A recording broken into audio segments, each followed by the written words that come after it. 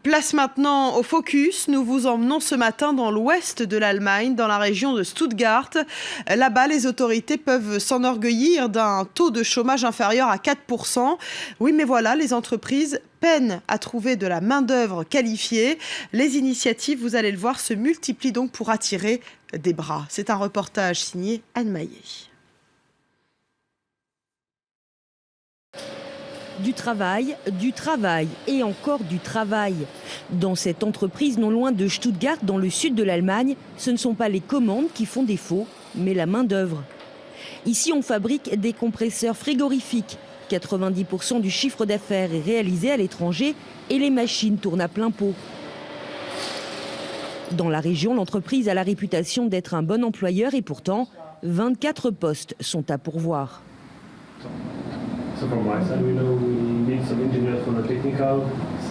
Mais pour l'heure, aucun candidat en vue. Et c'est un véritable casse-tête pour le directeur du personnel.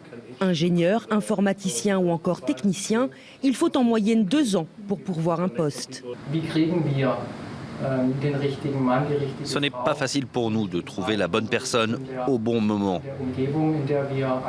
Car dans cette région, nous sommes en concurrence pour la main-d'œuvre avec de grands noms de l'automobile, mais aussi avec leurs fournisseurs.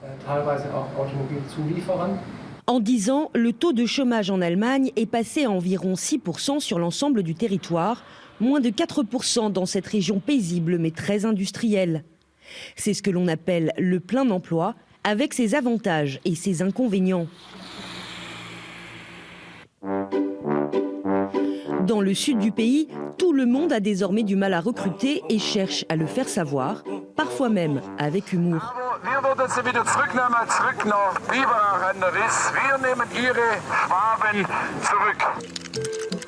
Dans cette vidéo qui circule sur les réseaux sociaux depuis janvier, un émissaire de la ville de Biberach se rend à Berlin pour y faire la promotion de sa région. Es ist nie zu spät für ein Comeback. Liebe Berlinerinnen, liebe Berliner. Wir brauchen Arbeitskräfte, Studenten, Familie. Dans le sud, tout est bon pour pallier au manque de main-d'œuvre qualifiée, car il en manque dans tous les secteurs d'activité.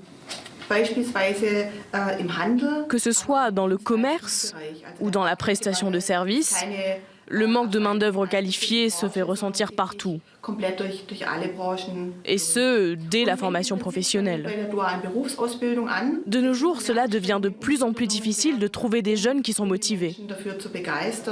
Pour attirer de nouvelles recrues, la région multiplie les salons pour l'emploi. Les entreprises courtisent les jeunes en leur proposant des formations professionnelles, mais aussi les réfugiés. De nombreux patrons misent désormais sur ce vivier de main-d'œuvre potentielle, comme cette entreprise de logistique qui a embauché Amar, un réfugié syrien. Pour moi, ce travail est vraiment très important. Pour ma famille, bien évidemment, mais aussi parce que ça me permet de mieux apprendre l'allemand et ça m'aide à mieux prendre mes marques et m'installer dans ce pays. Avec 20 réfugiés en formation sur différents sites, l'entreprise garantit en partie la relève. Nous voulons bien sûr participer à l'effort d'intégration des réfugiés au sein de la société et dans notre entreprise. C'est important. Mais bien évidemment, cela répond à un besoin pressant. Et le fait de pouvoir combiner les deux, c'est actuellement une solution optimale. Dans le sud de l'Allemagne, la course au cerveau et à la main-d'œuvre ne fait que commencer. D'ici à 2030, il manquera environ 240 000 employés qualifiés pour faire tourner les entreprises de la région. Et vous pouvez retrouver ce reportage à tout moment sur notre site france24.com, rubrique émission, puis focus.